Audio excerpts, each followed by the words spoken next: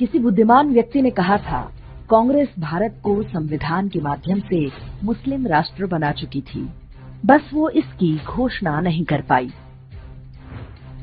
मनमोहन सिंह ने जब कहा था कि देश के संसाधनों पर पहला अधिकार मुसलमानों का है, वो इसी घोषणा का प्रयास कर रहे थे। कांग्रेस ने आशा नहीं की थी कि हिंदुओं की ओर से इतना कड़ा विरोध देखने को मिलेगा। भारत को शरिया पर आधारित इस्लामी राष्ट्र बनाने का अभियान उसी दिन आरंभ हो गया था जिस दिन पाकिस्तान बना।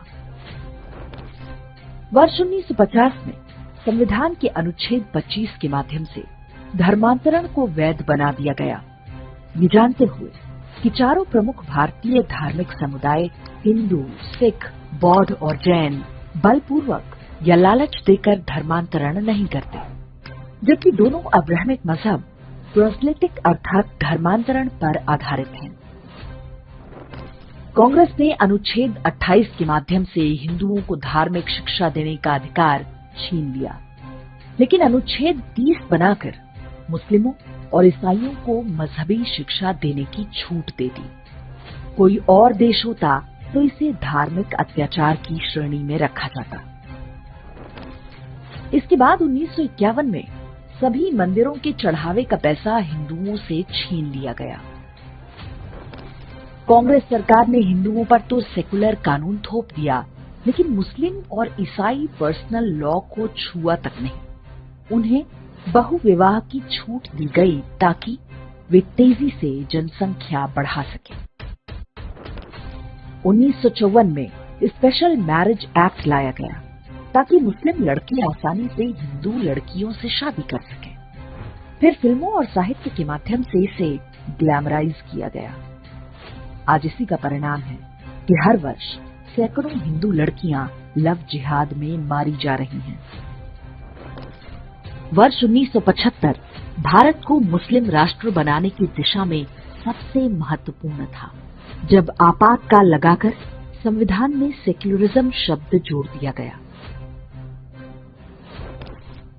वर्ष 1991 में सोनिया गांधी के दबाव में अल्पसंख्यक आयोग बना, जबकि किसी सेकुलर देश में मजहबी पहचान के आधार पर विशेषाधिकार नहीं हो सकते। इसके बाद ही मुसलमानों के लिए विशेष अनुदानों की भरमार हो गई। वर्ष 1992 में कांग्रेस ने पूजा स्थल अधिनियम बनाकर एक झटके में 40,000 मंदिरों पर हिंदुओं के दावे को समाप्त कर दिया।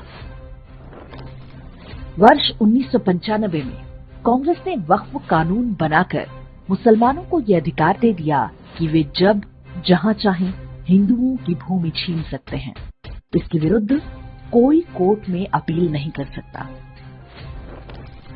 वर्ष 2007 में कांग्रेस ने सुप्रीम कोर्ट में हलफनामा दिया कि राम एक काल्पनिक चरित्र थे, इसलिए राम सेतु को तोड़ दिया जाना चाहिए। इसके बाद कांग्रेस ने हिंदुओं को आतंकवादी साबित करने पर पूरी शक्ति लगा दी। देश भर में हिंदू साधु संतों की धरपकड़ होने लगी, उन्हें बर्बर तरीके से यातनाएं दी जाने लगी। इस पूरे प्रोजेक्ट की सीधी निगरानी सोनिया गांधी कर रही थी। 2013 में सोनिया गांधी के ही कहने पर कम्युनल वायलेंस बिल लाया गया। इसमें व्यवस्था थी कि कहीं भी दंगा होने की स्थिति में स्वाभाविक रूप से हिंदुओं को दोषी माना जाएगा।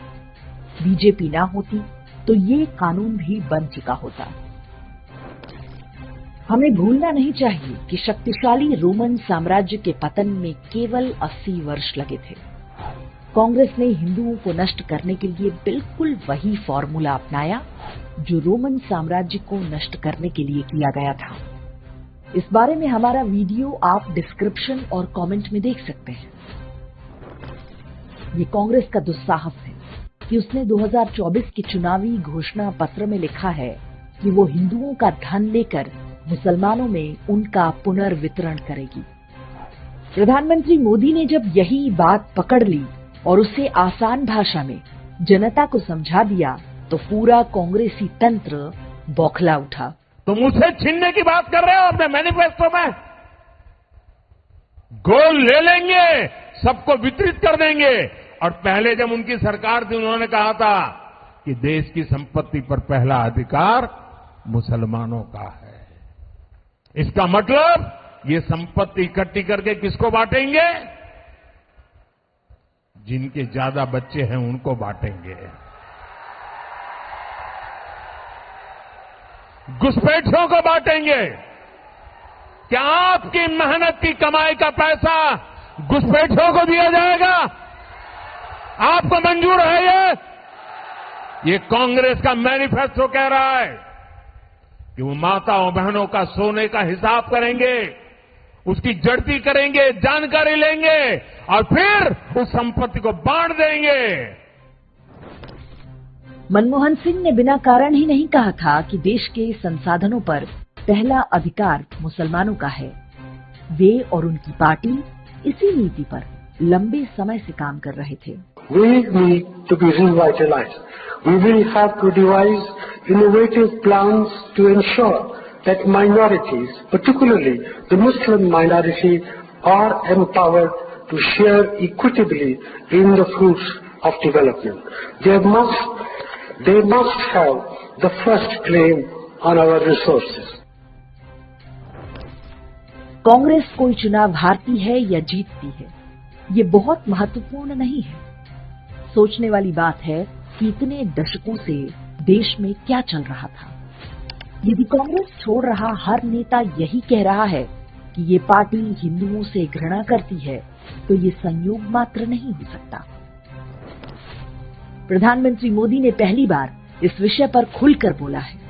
हम समझ सकते हैं कि प्रधानमंत्री के रूप में वे ढेरों मर्यादाओं से बंधे हैं, लेकिन उन्हें भी पता होना चाहिए कि दुष्टों के सामने मर्यादाओं का पालन आत्मघाती होता है।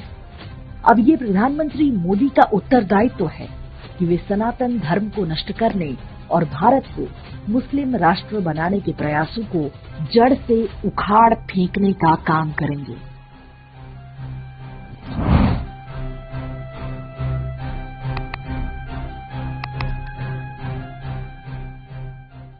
इंडेक्स ऑनलाइन के वीडियो समाज को समर्पित हैं।